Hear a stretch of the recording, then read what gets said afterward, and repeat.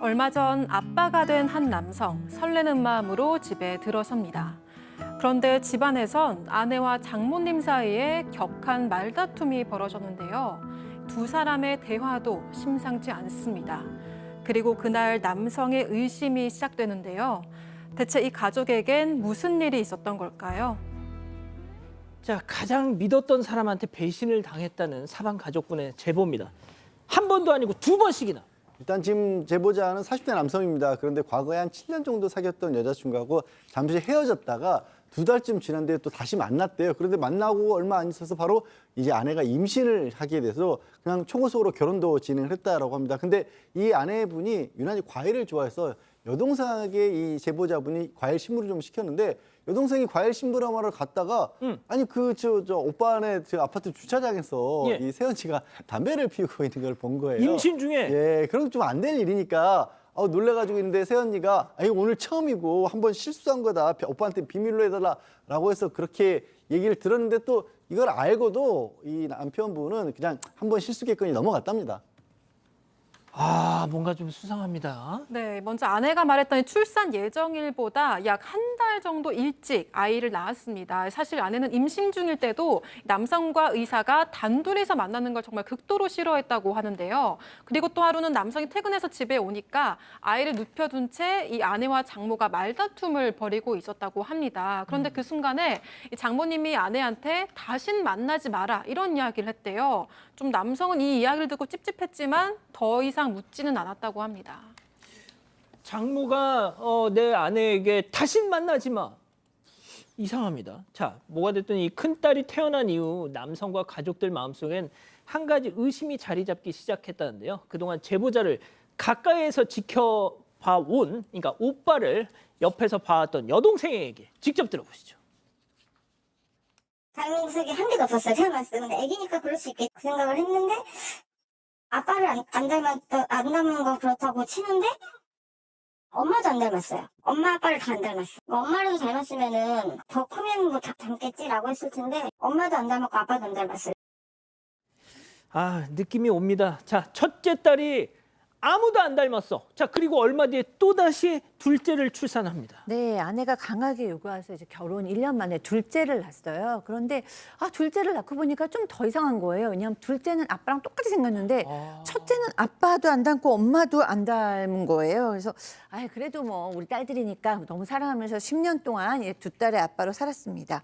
그러던 어느 날 이 남성의 어머니로부터 예. 그러니까 시어머니죠. 이 여성에는 뭔가 물어보시는 거예요. 너 요즘 집에 무슨 일 없니? 내가 좀 찝찝한 일이 있었는데 그러시는 거예요. 그래서 무슨 일인데요? 그랬더니 내가 지나다가 그냥 너희가 구우면서 집에를 좀 들렸는데 분명히 집안에서 인기척이 났는데 아무리 배를 눌러도 문을 안 열어주더라. 그래서 기다리다가 이상해서 1층 현관문 앞에 서서 얘네가 외출했나 그러고 기다리고 있었대요. 그런데 갑자기 엘리베이터가 띵동하면서 아들 집인 5층에서 내려오는 엘리베이터에서 어떤 남자가 혼자 내려오더라는 거예요.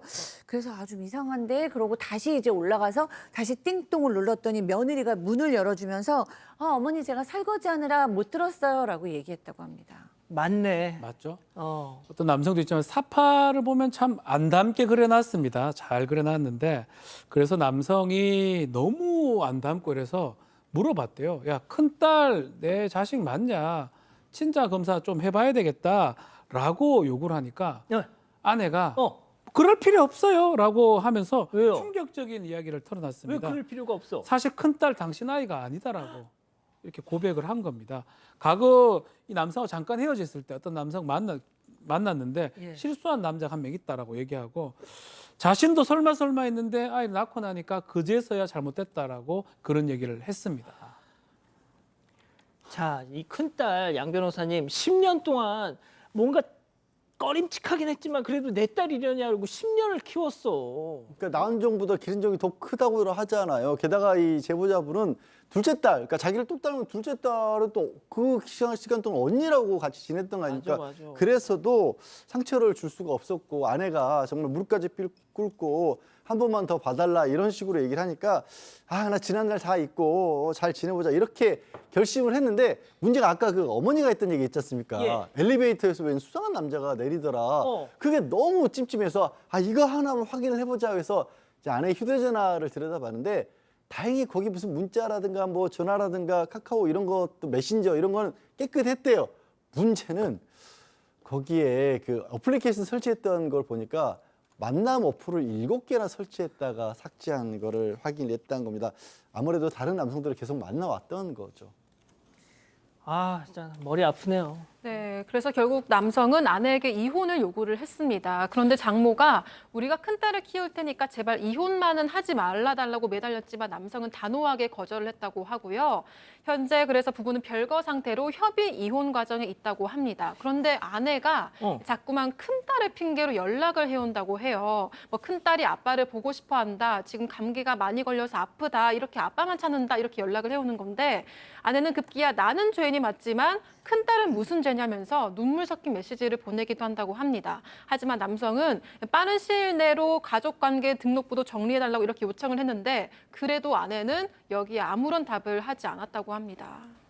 큰딸이 당신 너무너무 보고 싶어해. 나는 죄인이지만 우리 큰애가 무슨 잘못이야. 자, 여기서 오늘의 궁금증 짚어보죠.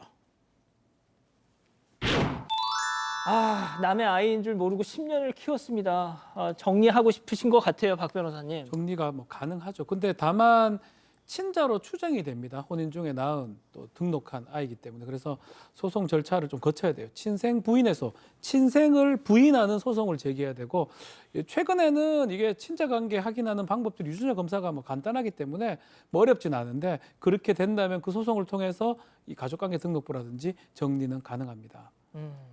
양 변호사님 뭐 가능은 한 거군요. 네, 가능하고요. 그리고 이제 뭐 합의혼이기 때문에 법적으로 따질 건 아니지만 이제 위자료까지도 청구를 할 수 있는 그런 사안인 건 맞는데 돈으로 어떻게 이걸 보상을 받을 수 있겠습니까? 참 마음이 아프네요. 자, 교수님. 근데 진짜 이 아내라는 사람 너무 괘씸한 게 그 큰딸을 막 빌미로 우리 애가 당신 너무너무 보고 싶어 한다. 나는 죄인이지만 우리 애가 무슨 잘못이냐 하면서 그 약점을 계속 파고들고 있어요.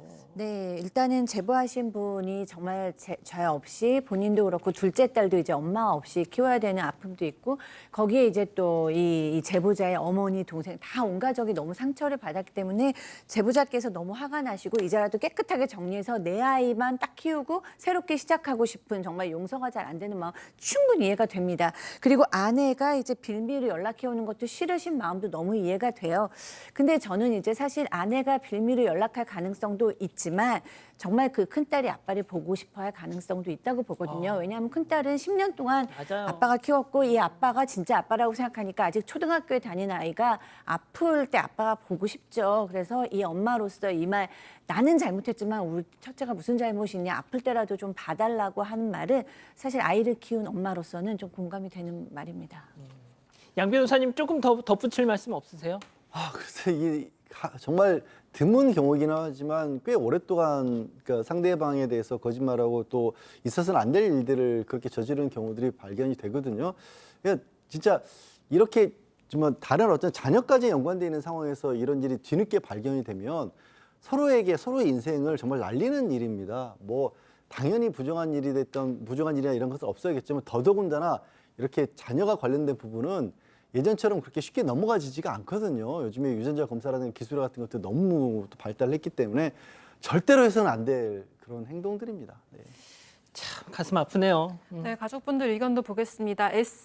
SECQAR님은 흔들리면 안 됩니다라고 하셨고요. 이미영님도 단호하게 나가야 됩니다 하셨습니다. 하지만 고망준님, 애들은 죄가 없죠라고 하셨습니다. 예,